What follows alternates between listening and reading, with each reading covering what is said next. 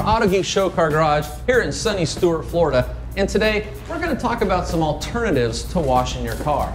Now to do this, I have with me Jason Rose, the Technical Service Manager for Meguiar's Professional Line, and Steve Coronado, the Marketing Product Manager for Meguiar's Professional Line. How you guys doing? Good to be back, Mike.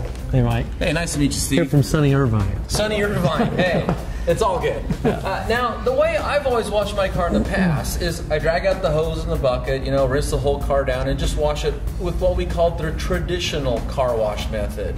How about you guys? Yeah, absolutely. So we all used to do it, and even professionals, for decades have done it that way. I remember growing up, and my favorite thing to do on a Saturday was go wash Mom and Dad's car. Get the hose and the bucket out and go at it. Absolutely, but I don't remember getting any kind of allowance or anything for that. It was just something you had to do on Saturday, right? So, yeah, I didn't get the allowance either. Yeah, so. Hey, but nowadays, that's not always possible for a whole myriad of different reasons. So we're going to talk about some alternative ways to wash your car. But what are some of the reasons for these? Well, conservation is one primary reason. The regulations and the environment, socially and governmentally, on conserving water. Sure. Yeah. Also, location. There are places that you're either restricted or you don't have access to water, or you can't wash a car there. Perhaps you live in a condominium and you signed an agreement that said you would not wash your car on the premises. Right. Also, the time and the expense. I'm thinking of professionals right now that they set up their pressure washer and they set up the recovery mat and they do all this stuff to set up for a wash. These alternative wash approaches kind of save that time and expense. Save time and expense while maintaining quality to maximize profits. Right. There you go. Yeah, so that's what it's all about if you're a mobile detailer. Yeah, you want that business back. That's right.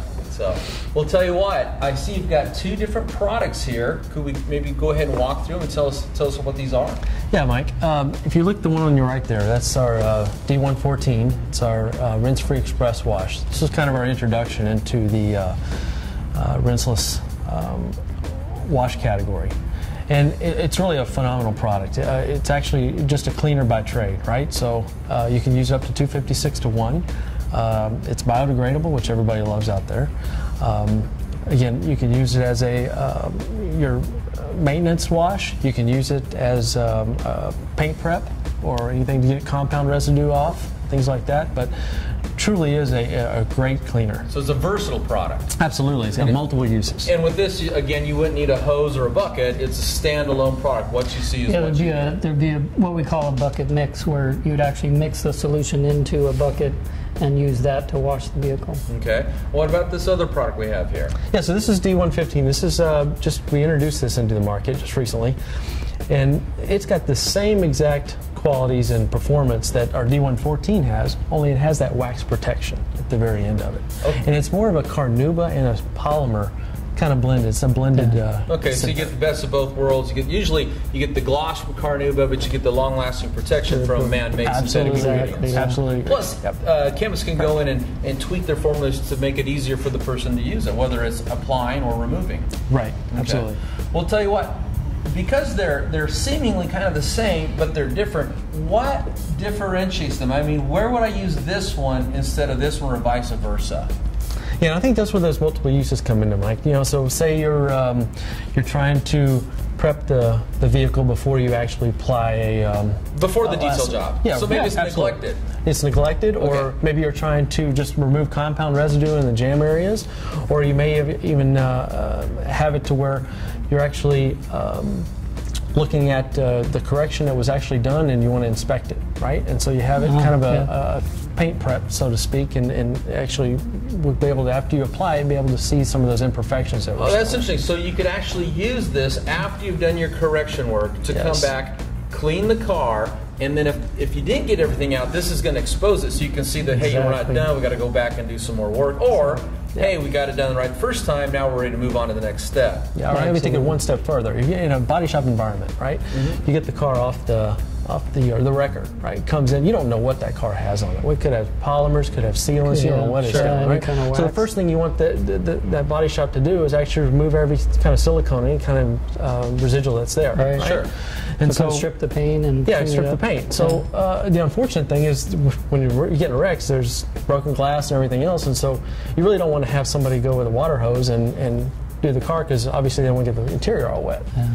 This is a great product to do that kind of application because you actually apply it on the vehicle and then remove it with a microfiber cloth, and you've got it basically clean, stripped, and ready to go in the shop. Yeah, and let me just kind of build on that a little bit. In a body shop environment, you don't want to introduce anything that could affect surface adhesion problems. So when a car comes in and say it's got something, a dressing on a vinyl top or the tires, and it's also got wax on it, you want these things that are on the car that just came in to pollute or to contaminate the environment, so you want to somehow get it stripped off. So this is a product that'll chemically but safely strip that car and get it clean so it's safe for a fresh paint environment. Yeah, that's a great point, Mike. And if you think about either whether you're doing Bondo work or actually you're doing plastic repair, you want to have that surface clean before you actually apply any of those type of chemicals on the vehicle, right? Okay, so this isn't going to leave any residual gloss enhancers on behind? Correct. Okay, that does separate it out from a lot of parts of the market. But I will tell you that after you actually apply this, you still want to come back with a wax and grease remover to make sure that all that residual is from the dirt and grime and all the tar and other kinds of solvent type residuals that's left on there. Yeah. Make sure that's basically in mint condition, so when you go to apply that body fill or that plastic repair. Well, sure. That would be a standard protocol. Absolutely, two-step, right. Okay, so this one cleans really well and doesn't leave anything behind. Correct. And it would be a great product for, say, a car that's been neglected, or you're preparing it to go into a body shop to get it completely clean, ready to work on it. Prep for the body shop process, but also preparation for the detail process. So before you compound and polish. Make sure you're not working on somebody else's mistakes. Okay. So then how does this one differentiate? Okay, so now we're, again, going to the D115. It's got all the same properties, although with this one it's got the carnauba and the polymer that's left behind, but it actually allows you to do the exterior of the vehicle and have that gloss and that durability that you're looking for before, that you're not getting with the D114. Okay, so from my own experience, this would be a great product as a maintenance wash. Yes. So maybe as a professional detailer, you have certain accounts where you've already washed them, cleaned them, compounded, polished, and waxed them. Now you don't want to come back with this. You want to come back with this to maintain them. So it's going to clean real well, but it's going to maintain that gloss you already created. Right. Weekly maintenance, and daily vice maintenance, versa. You wouldn't want to use this on the dirty, neglected car because you don't need the wax. Correct. It's not going to work good on neglected paint. You're about to detail it anyway. Okay. Well, that makes sense. So we got two very dedicated products, and all we just need to do is pick the right one for the job we're doing. Now, us technical guys, we like to talk about the ratios and how to mix stuff. So there is some differences in how you mix these. Okay. Now, the two main uses we talked about is washing and paint prep for this. So the wash ratio is 128 to 1 or up to 256 to 1, depending on how rich or lean you want your formula. And then for doing your removing compound or polish residue or a paint prep, that's 15 to 1. So a little stronger. Just getting that residue off there. Okay. Right. And then this guy here, we mix 4 to 1, which is a great ratio for detailers because a lot of detailers use those 5-gallon containers that they mix stuff in, and this 4 to 1 lends itself very well to that kind of a 5-gallon container that has a spigot you can pour from. We'll show that later in the video. Okay. Okay, well that makes sense. I like the versatility of this, that you can kind of really manage your dilution ratio for something very strong to something very weak, depending on the application. Absolutely. And of course this one here, you're going to be mixing a little richer just because you want to take advantage of the gloss and the carnauba that's provided in this product. Right. Okay. And from a marketing side, sorry to interrupt, from a marketing side, it has the exact same smell and aroma that you expect from Meguiar's brand, right? And you'll love the smell. When we have an opportunity to use it, you'll love and really recognize that smell. Well, one thing I like is when I'm working on a car, it just helps if it smells good instead of having some sort of horrible salt chemical smell or something. Right. That makes it more fun. And I think the customers enjoy that too if they come walk around and you work on the car. And not only does it look good, it smells good too. Absolutely. So, we'll tell you what, how about we set up and let's see these products in action. Sounds good. Sounds good. Let's do it. Let's do it. For this first demonstration, we're going to show how to use the rinse-free express wash. But before we get started, Jason, just how dirty can your car be and you can still safely use a product like this? Well, we tend to try and talk about different levels of dirt because, as you know, dirty cars out there, they're not all the same kinds of dirt and they're not all the same level or degree of dirtiness. Yes. So we kind of categorize them in 3 buckets. We call it the light, moderate dirt, and then heavy dirt or grime or mud. So heavy would be someone went 4-wheeling or down a dirt road, now they got mud caked on the bottom sides of the fenders. We know something about that, don't we? That's right. Now, this car actually belongs to a good friend of mine, and we actually bumped this out a year ago, but it does sit outside every single night, and of all things, it's been raining for a week solid here in Stewart. So this actually Sunny Stewart. This has road film on it and light dirt, so it's not too dirty, but it's definitely not clean. Well, we're going to demo on this car as if it's like moderate dirt. But this I would categorize as light. Category 1. Yeah. Okay. Yeah. What's the first thing we need to do then? Well, we have to mix it, right? Okay. So when you look at the rinse-free express wash, again, we set up to 256 to 1, right? So we've got a 2-gallon bucket here. What we're going to do is each cap is about ½ an ounce. Okay. Right? So if we got 2 gallons here, we're going to measure this 4 times to get up to our 2 ounces, for 2 gallons. Yeah. Now I notice there's a grit guard in here also. Yep. Okay, so does that throw off the equation at all, or just stick with the same equation? Same equation. Okay. Yep. Well, without the grit guard, we might have only mixed 1 gallon because the 2 gallon, some space there, yep. yeah. Yeah, because the grit guard takes up 2 inches of space, Yeah. so you can't get your wash bit down to the bottom of the bucket. Right. So that's why we're using 2 gallons. Right. Yeah. Okay. Which is a critical piece when you're doing this kind of application. Have that grit guard. Yeah, grit guard is going to help get the. Not only does it help trap the dirt to the bottom of the bucket, but actually helps to get the dirt off the wash mitt. So it does 2 things for you. And as you know, Mike, sometimes it's always good to kind of go back over that because get a lot of questions all the time. How do I use this grit guard? Right? What's the right way? Hey, we're all new to this at one time. That's right. That's right. Exactly. So let's go ahead and mix this up then. Okay. Yep. You know, hold that for us. Sure. So since we're mixing a yield of 2 gallons, we're going to do a total of 4 caps. Yeah. So we're mixing it at the 128 to 1 mark.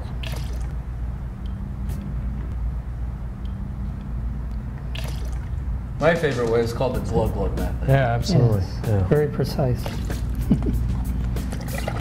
Okay. There we go. Okay, now that we've got our solution mixed, maybe give this a little stir.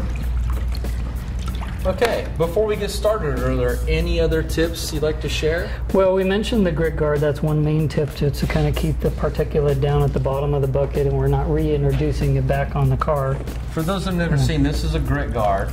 And the way you use this is you place this in the bottom of the bucket. It's got these vanes that elevate the grill 2 inches off the bottom of the bucket. And the vanes here keep the water from swirling, and that keeps the dirt that's on the bottom from getting back up to the top of the mitt. And the correct way you use this is you actually take the mitt and you kind of shove it and rub it across the grill. And this is going to pull all the dirt off the fibers of your wash mitt or your microfiber towel so they fall down below and get trapped at the bottom. Very important part of washing so you don't reintroduce that grit on the car. The other tip we're going to do is we're going to you know, it's a 3-step process. So mix, which we did, wash is a 2nd step, dry is a 3rd step. But we're going to do it in kind of a non-traditional way, so we're not going to get the hose and the pressure washer and all that out for rinsing. Right.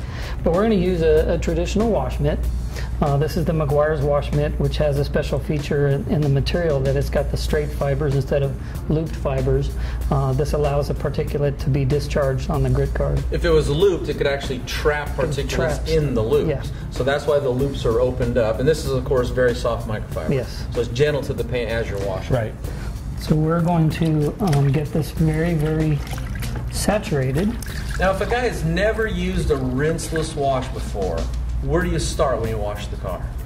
Well, a good tip, and that's a great thing you mentioned, question. we want to go from the top down, and the reason for that is because on cars driving around, the tendency is that the lighter dirt tends to hang out on the top of the car. The heavy road grime and stuff tends to be on the bottom. Yeah, the soil builds up along the bottom where the tires sprayed up, either the tires on the car in front of you or your own tires. So the dirtier the car, the wetter you want this to be. Okay. But we're going to kind of have, I mean, it's not dripping wet. Sure. And then we're going to kind of go on the top of the car here.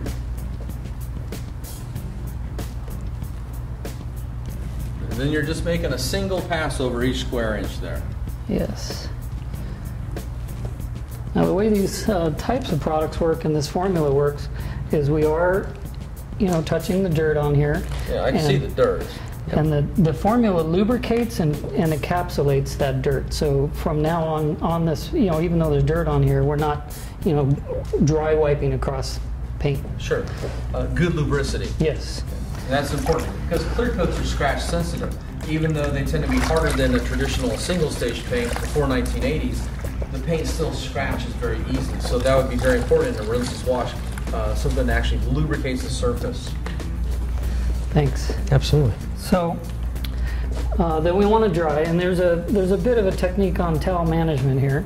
Okay. So we could, in theory, just take a wadded up towel and start wiping. Sure. The problem with that is over time, the more wipes you do, you have uneven application of dirt on this towel. Sure. So that leads to the possibility of reintroducing that dirt, somewhere else in the car. Transferring the dirt from one section to the other section, and possibly putting scratches in. If we fold in, normally we wouldn't be doing this. If we were out in the sun, we wouldn't be talking while we would be getting busy with this, yes. But so we fold this in half, okay. Right? And then in half again. And if we use this side of the towel, and then when this becomes loaded up with dirt, then we don't use that side anymore. We turn to a clean side. It's very side. visual. You can see it's time to switch to a new side. So you get 8 sides out of a single towel. Yeah, exactly. Okay. So that's good towel management. So one other technique is you could actually take and drag this towel across in one direction, all the while lifting up the towel as you go. Okay. And as you can see, the dirt is every wipe I kind of made a dirt line here. And that way, every wipe I'm doing, I'm not actually reintroducing dirt on the subsequent wipe. If that makes sense. Turn to a clean side. So a process like this, it's a good idea to have a lot of clean microfiber towels. Yes. So the more is better. Really. More is better. And then you come by and do kind of what I call a buff wipe, where you're lightly buffing the residue off. And that was, I saw you switch to a clean, unused side of the towel. Right. So now you give it this buff wipe, and of course this is going to leave you a nice dry shine. Right. And there you have. It looks good to me. Looks like you got a hose and bucket out washing around the car right there. But did it a lot faster. It did a lot faster, no mess on the ground. Right. And you just were able to do this in, again, areas where you can't use a normal free-flowing source of water. Exactly. For whatever the reason. Right. So that's the technique and the approach, and we mentioned some of the tips. The other application method is with a trigger sprayer. Okay. And this is in that situation where the professional detailer is about to do a full detail on the car. They're compounding and polishing. Correct. And so also this approach is for that application, but as well as if you don't want to do this bucket approach and you just want to spray and wipe. For this car, which we said was light dirt. Yes, lighter, yeah. So you may not need this bucket Right. approach. You can actually get away with a trigger spray approach. Yeah, I tend to use the spray version of this a lot more often than the bucket version. A lot of the cars that I bring down here to work on fall into the category of special interest. Right. And one of the rules I have just as a personal practice is when I bring a classic or an antique car down here is that I don't like to introduce water into all the cracks and crevices where it could cause rust, because they're already old, Right. and that's why they're classic cars. So I tend to use the spray version, but then I do use a heavy saturation of product, so you have a lot of product down the surface, not just a light mist. Right. So I tell you, one of the things with this this product, to your point, Mike, is put in a trigger spray. I do the same thing in sunny Irvine, Southern California, right? I mean, we don't get the rain that often, so I'll do this real quick as playing with the kids or whatever, and they get a little upset, because they like to bring out the hose, they want to get wet, they get their bathing suits on and all that stuff. So, but it's a great. You can do it anywhere. Yeah, absolutely. You can absolutely do it anywhere. So here's where, when you do this approach, you kind of want to pay attention to your climate and your environment. So just a little tip on this approach. If it's a windy day, a hot, dry day, you may want to spray a little more of the product on the paint surface. If it's, cool, maybe a little humid, then you won't need as much on the paint, so you can do a light mist. That's because a hot, windy day is going to try to evaporate off the surface. Right. The panel's going to be warm. The wind blowing by. I remember when I used to live in the desert, you had to dry your car quickly, or just the wind, the hot air alone could take and dry the panel off. Yeah, dry it off just like that. Avoid water spots, things like that. So we're going to do a light mist, and the same kind of wiping approach I did up there. We're going to do our towel management, kind of do a one pass in one direction. and you can see the dirt coming off. Oh yeah. There's another layer. And another one. So then I'll turn to a dry side and do my light buff out. Light buff to a dry shine. And there you go.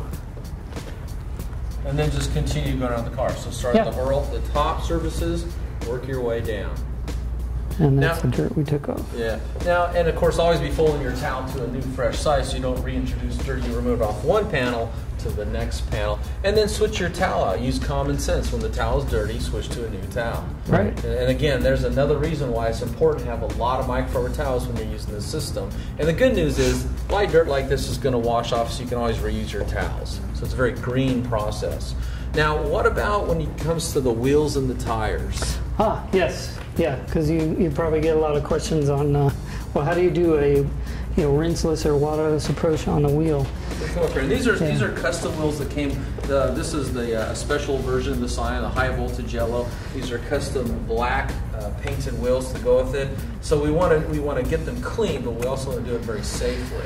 And normally, if you have a hose, you'd be blasting the brake dust and just really forcing a lot of water on there to rinse them, because the front wheels especially get a lot of dirt accumulated on them. Yeah. Right. Absolutely. Well, this product is a multi-surface cleaning approach. So as you can see, we clean glass, mirrors, mirror housings, the whole exterior of the but also car. the wheels. Yeah, wheels and even rubber and plastic. Okay. So we're gonna show you how to do that. There's a little bit of a technique. You can use a boar's hair brush. Okay. So the fibers are very soft and gentle. Right. Okay. So we'll mix up a formula for that, and we'll show you how to do that. Would you use a stronger concentration, or just keep going with the solution you've already mixed up? You can actually, after you wash the whole car, you can take this solution and then use that on your wheels. Or if your wheels are really, have bonded contaminants on them, they're really heavy grime on the wheel, you might want to strengthen the formula. Well, I think the bigger point there was, before you do the wheels and tires, though, do the whole car. Yeah, absolutely. Yeah. Because you don't want to get any kind of brake particulate in there. Right, Anything off the exactly. pads or the rotors, and then be rubbing that possibly over the painted sections. Exactly. So save that solution until you're completely done with all the body panels, and then do wheels and tires good tip. last. Do the wheels and tires last, because that's the dirtiest part of the whole and that's car. going from top to bottom, right? Yeah. I mean, to your point. Okay. Well, tell you what, let's give it a try. All right. Great. Let's do it. Before we go over some tips and techniques for cleaning the wheels, tires, and wheel wells using a rinseless wash, we save the windshield and the hood to use the next product on. So what do we got here, Steve? So Mike, what we have here is our rinse-free express wash and wax. So if you think about what D114, the express wash, right, the rinse-free express wash, this has all the advantages and benefits that does, but it has wax protection at the end. So it's got all the cleaning ability, but it's got a built-in wax. Correct. So that, and then this would be a product they would use on a car that already is in good shape with a good coat of wax as a maintenance product. Yes, could be a weekly, could be daily maintenance, whatever the customer. And so for a pro detailer that puts their clients on a maintenance program, this would be the best product for them. Absolutely. But if they're starting with a new client, so the car is perhaps neglected, hasn't been buffed, hasn't been waxed for a while, you wouldn't want to use this because you don't need the wax for that type of cleaning. You'd want to stick with that first product, just the rinse-free express wash. Right, and what we talked about before, because you're not really sure what that other detailer did prior to you, right? And you want to make sure you got a clean slate. Get down to a fresh base. Absolutely, fresh base. I like that. Okay. So what do we want to do first? Well, we'll demonstrate this, but I do want to point out one thing as far as mixing this. This is a 4-to-1 ratio, so you can mix it in a trigger spray bottle, 4-to-1. Or in these 5-gallon containers that a lot of professional detailers use.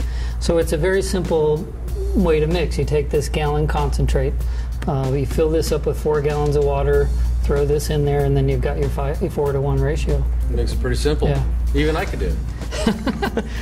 And the beauty of that is this is another application method for, as an alternative to a trigger sprayer. You can use these low pressure pump sprayers, So we'll fill this up.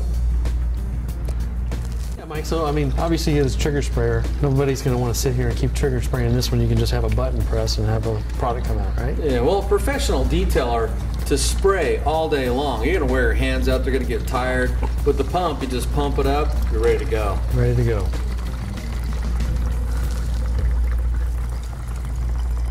You know, while Jason's doing the other thing, talk about with this product that, again, we talked about the fragrance and how it smells. So once we get a chance to put that on there. Oh, that does smell good. It smells clean. Nice, fresh, and clean scent. Clean. Absolutely. That smell you're used to with all the Meguiar's products, right? Yeah. They do it right over there. Well, appreciate it. So we give this a We'll few keep making pumps. Okay, the other thing I'm going to show you with this handheld tank sprayer is the 2-towel method, Okay. which you can use with either one of these products. So, Now, you're saying to me that this not only works good on the paint, the plastic, and the wheels multi-surface, but it actually also works good on glass? Sure. It's not going to streak or smear?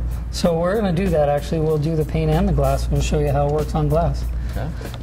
So I'm going to, now again, you'll want to adjust the amount of product that you're laying down on the paint based on Climatic your ambient environment, temperature and humidity. Sometimes a light mist is all you need. Other times you might need to, you know, hose it on heavier. And we don't mind if you do that, by the way. So here's the 2-towel method, where I'm doing these single swipes. I'm not putting a lot of pressure down, you know, so I don't want to. You know, one question I get in procedures like this all the time is guys will say, well, what direction should I wipe? Should I wipe the direction the wind blows over the car if you're driving down the road, or does it really matter? Because as long as you're not scratching the surface and you're using high quality products like your microfiber towels, it doesn't really matter which way you wipe. Does a personal preference? I don't think so, as long as you're consistent and you have an even application, you know, an even coverage and full coverage. Usually in general, you know, we like to go with the body lines on the car. Yeah. But or the direction of the length of the panel if you're working on a thin panel. It only makes sense to wipe the direction of the length. So here's the dirt from the towel. Now this is the 2-towel method. I'm keeping one wet and one dry. So, you know, that's how we do this 2-towel method. Now I want to try the glass. You can see this is dirty because it was raining when they drove this car in today, so here's the splatter on the windshield.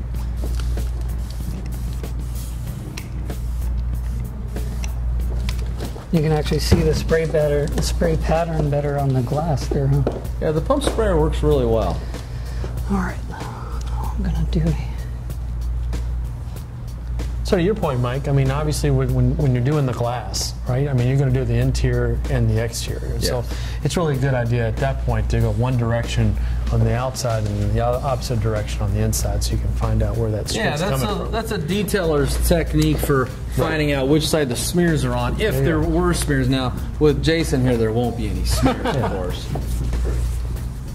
Except for maybe the inside. We haven't gotten there yet, so really does a great job. And there is smears on the inside. Yeah, that looks good, Jason. Okay, so that's the two-towel technique. Yep. Okay, with the pump sprayer, using the rinse-free express wash and wax. And even though there's a wax in here, we left no smears behind. So the trigger spray would be the same application we showed you, the tank sprayer. That looks good to me. Shiny. So one thing to just mention also, Jason touched on it a little bit, and that is depending on the environment, right? We say 4-to-1. That's the optimal one way it was formulated for 4-to-1. But windy climates, hot climates, things like that, you want to add a little bit more water to it, right? So we're saying up to about 20-to-1, and you can play with it and figure out what's that right mix for that particular climate. But you may want to add a little bit more water, and again, like Jason said, put a little bit more product down to allow that before it flashes off. So just to go a little further, that means that you guys field tested this in a lot of different geographical locations. Absolutely. Absolutely. I mean, I was willing to take it for the team and go everywhere I needed to go. You know. The Bahamas. Yeah. The kids didn't like that. Bora Bora. Absolutely. Well, we did our due diligence there. Okay, well after this step, then what will be next? Well, we can hit those wheels and tires. Let's do it. All right. Okay, here's some tips and techniques to do your wheels, tires, and the wheel wells with your rinseless wash. First, always save these components for the very last step. Use what's left of the water in your bucket to clean these areas. Next, always use a high quality brush. Now, these are painted wheels. You don't want to get in there and use an aggressive brush or you could scratch the finish. Like Jason mentioned earlier, this is a boar's hair brush, so these are natural fibers. Plus, if you look, the ends are all flagged. And another tip is to soak this 20 to 30 minutes in water before you use it, and that'll make these natural fibers even softer than they already are. Sounds good. Then to clean your wheel, go ahead and dip into your rinseless wash and hit your wheels first. And if you notice, these bristles are over 2 inches long, so they easily fit into the spokes, where I can go ahead and agitate the road grime and the brake dust and get in there to the barrels of the lug nuts that hold the wheel on. Yeah, that's really getting in there and cleaning good. This works really well, and these painted wheels actually have a real high gloss finish to them. Now, a lot of times they're matte, but these are high gloss to go with the look of the rest of the car. And a lot of modern wheels are aluminum, but the aluminum is clear coated, and you don't want to scratch the clear coating on your aluminum wheels either. Another thing to mention is that you really want this wheel cool to the touch, right? You know, before you start. Yeah, and if you've completely gone over the entire car, by the time you get to the wheels and tires, they will be cool. Yeah, exactly. If you want to grab that, Steve, the sprayer. Yeah. So, well, Mike's showing this bucket and brush approach. Another way to clean the wheel is, you know, to do the spray-on approach as well. If you happen to be doing the whole car with the sprayer, you've got this in your hand already. Okay, so I got the wheel. Now I'm going to hit the tire. And then I'm going to go ahead and hit the fender lip here, and the inside of the fender well. That's a really dirty part, huh? So you did that last. Yeah, and this is going to actually bring a lot of contrast that your customer's going to notice, you know, because right here this gets a lot of road film on it because the tire sprays up on it, and it's a bright color surrounded by black from the inner fender well. And when you're doing this professionally, you want to make sure when your customer walks out and takes a look at their cars, their eyes just pop. So sometimes it's the little things are the big things. Small details. Okay, you want to give that a dry? Sure. And if you hand me a towel, I can help you. Yeah, we have some of it. Absolutely. There, Steve? Yep. Hit the paint first here.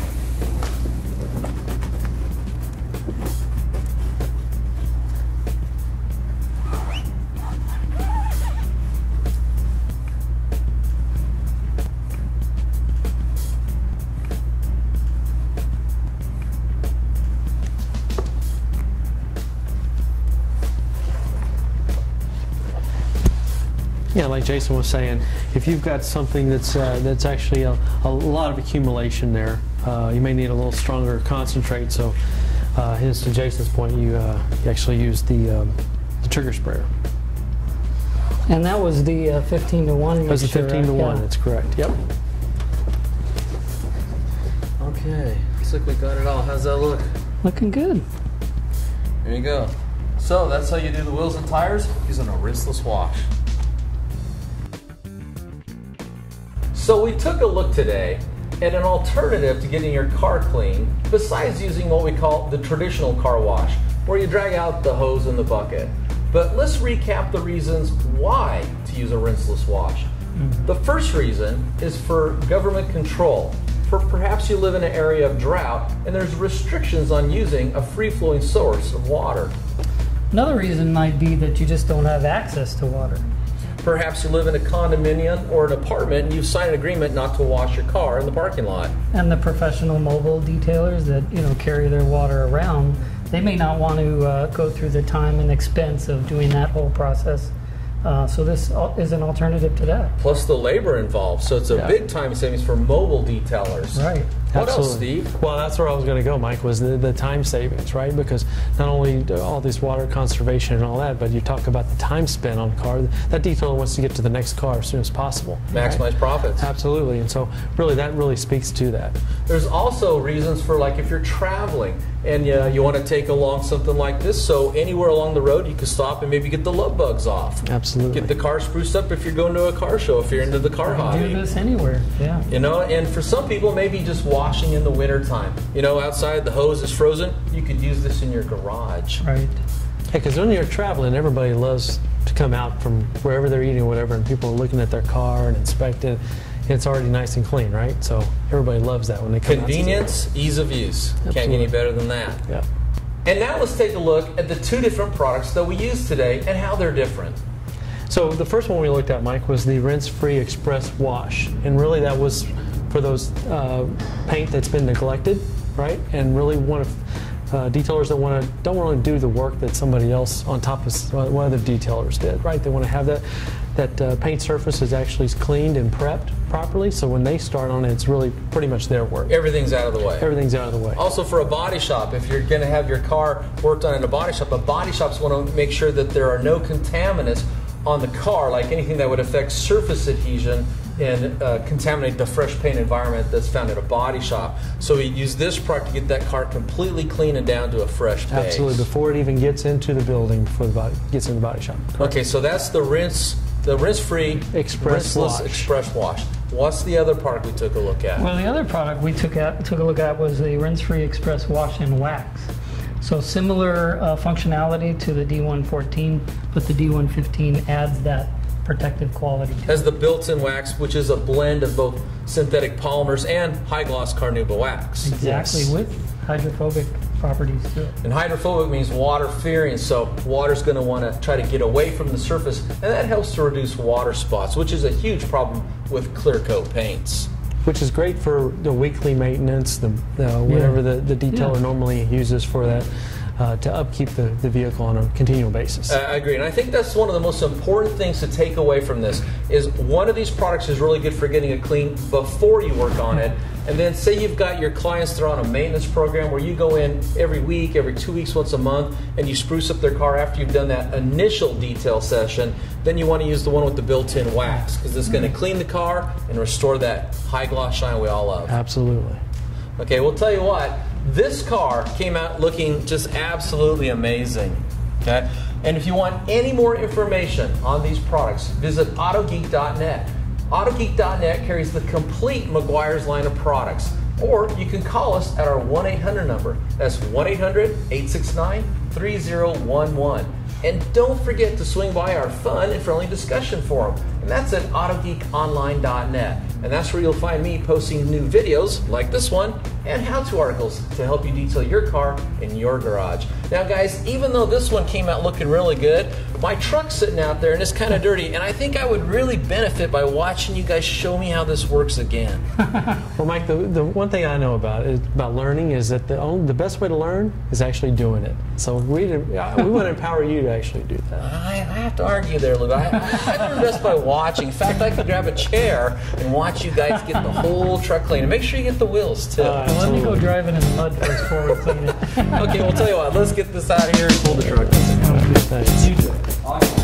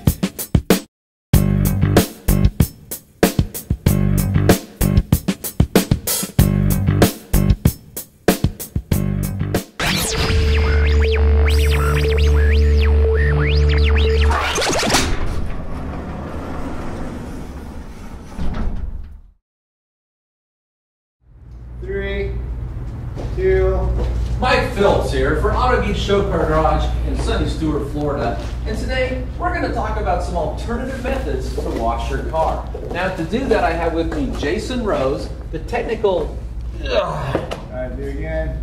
service manager. I thought you were going to turn for the outtakes. That's right. Yeah, we need the blooper video. Okay, ready? All right, in 3, 2. Mike Phillips here for Autogeek Show Car Garage here in sunny Stuart, Florida.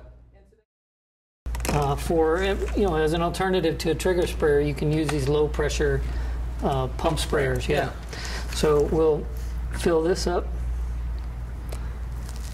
Yeah, the last thing you want to do, Mike, is sit here and trigger back and forth over when you just press a button and let it come out, right? Well, if you do this full time, the first thing you're going to notice is your top What happens? It's not working? is not coming out. That's a blooper. It's real easy.